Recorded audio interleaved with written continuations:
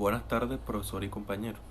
Hoy les voy a hablar de la forma de por qué decidí el Estado federal. Y primero que todo voy a definir qué es un Estado federal. Conforme a la teoría constitucional, la federación es una unión basada en el libre convenio y motivada por el servicio del fin común de la autoconservación, mediante la cual se cambia el estatus político de cada uno de sus miembros en atención al fin común.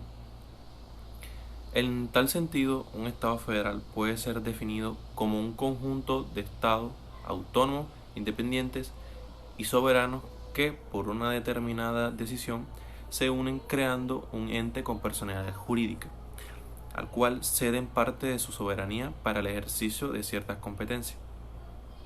De este modo, los poseedores iniciales de las competencias para ejercer el poder público son los Estados miembros de la Federación, quienes, por la vía de la delegación, como excepción a la regla, transfieren el ejercicio de alguna de estas competencias al poder federal. Entonces, es justamente este elemento de cesión de poderes de los Estados miembros al poder federal lo que define la naturaleza jurídica de un Estado federal, por cuanto se defiende la autonomía de los Estados miembros y su manifestación de voluntad de unirse para desarrollar funciones políticas o de fines comunes desde un poder central, garantizando que ésta constituye la forma más eficiente de hacerlo y que obedece a los intereses comunes de los Estados miembros. Bueno, sabiendo este concepto, vemos que existen dos formas de Estado, el unitarismo y el federalismo. Como ya vimos anteriormente, el unitarismo hace una referencia a un Estado unitario que se caracteriza por ser uno en su estructura de poder, en su elemento humano y en sus límites territoriales. Y el Estado federal, como acabamos de decir, se organiza alrededor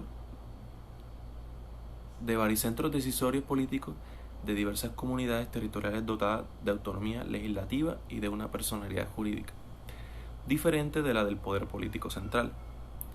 Para algunos el federalismo se equipara en la práctica con la forma de un Estado unitario descentralizado. Sin embargo, estas dos formas difieren en elementos básicos. Es decir, como en el siguiente documento, el federalismo como forma de Estado de Derecho comparado de Daira Abolins Rojas nos dice lo siguiente. Nos hace un cuadro comparativo del federalismo con el Estado unitario descentralizado.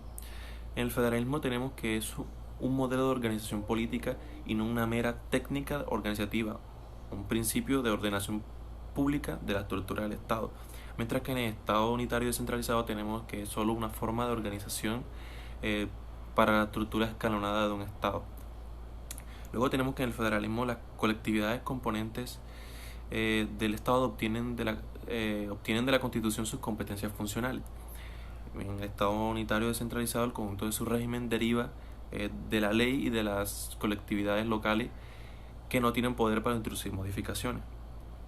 En el federalismo, bueno, tenemos las competencias funcionales se extienden hasta la función jurisdiccional y constituyente. Y en el unitario descentralizado solo cuentan con competencia funcional para decidir con un cierto grado de libertad sobre ciertas materias. En el federalismo tenemos las unidades territoriales son soberanas en las materias de la Constitución que la Constitución reserva a su competencia. Y en el Estado unitario descentralizado tenemos que la actuación de las unidades territoriales permanece siempre bajo el control del Estado, que verifica estrictamente la legalidad de su acción. Y bueno, eso sería todo sobre el Estado federal y por qué parece una mejor opción al Estado unitario.